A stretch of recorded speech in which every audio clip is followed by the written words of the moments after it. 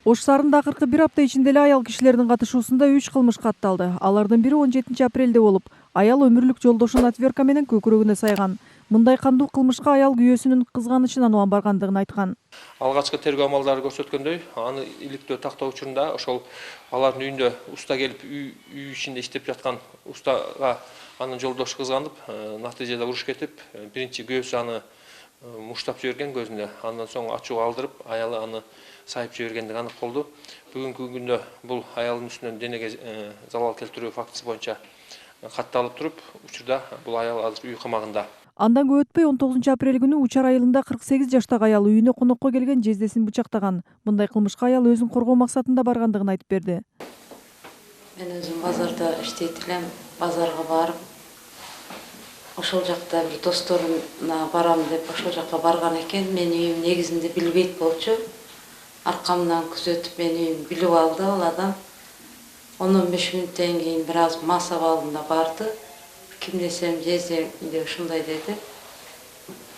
Кирди, отурду. Мас болду. Мага жаман сөздөр менен сүйлөп, зомбулук көрсөттү да. Мени зордойм деп аракет жасады. Мен ошол мезгилде байкабастан бычак уруп жибердим. Өзүмдү коргоогум келди да.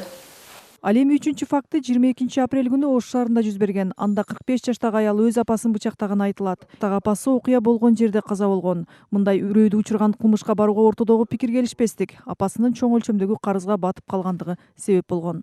Апасынын көп карыздарга батып калгандыгы ушул себепкер болгон деп түшүндүрүп жатат. Тергөө иштеринин жүрүшүндө ошол шектүү аялдын берген көрсөтмөлөрү да кайрадан текшерилет. Ошол адам өлтүрүүгө шектелген 2 адам тең үстүнөн соттук кароо жүрүп, Ош шаардык соту тарабынан 2 айга тең сот бүткөнгө чейин аларды абакта кармоо боюнча санкция берди. Ошо мээримдин жоктугу Аялдарга зордук зомбулук күчөгөндүктөн гана алар мындай кадамдарга барууда деп билдиришет психологдор.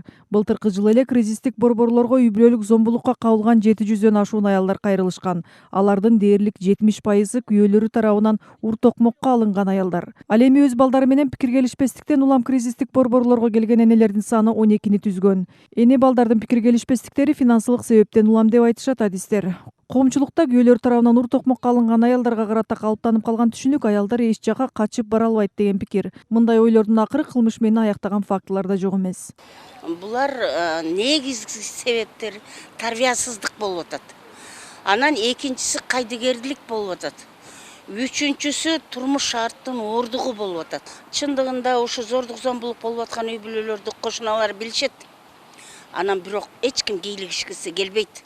Уруп атса дагы, өлтүрүп атса дагы, балкондон секиргиси келип атса дагы, ошону көрүп калган адам кой сен мындай элең деп же милицияга же жакынкы бир коргоочу органдарга айтканга кудуреттери жетишпейт. Бул деген кайдыгерлик. Үй бүлөнүн баалуулуктары жоголуп, ар ким өзү материалдык байлыкка, материалдык кызыкчылыкка кирип кетип атат да.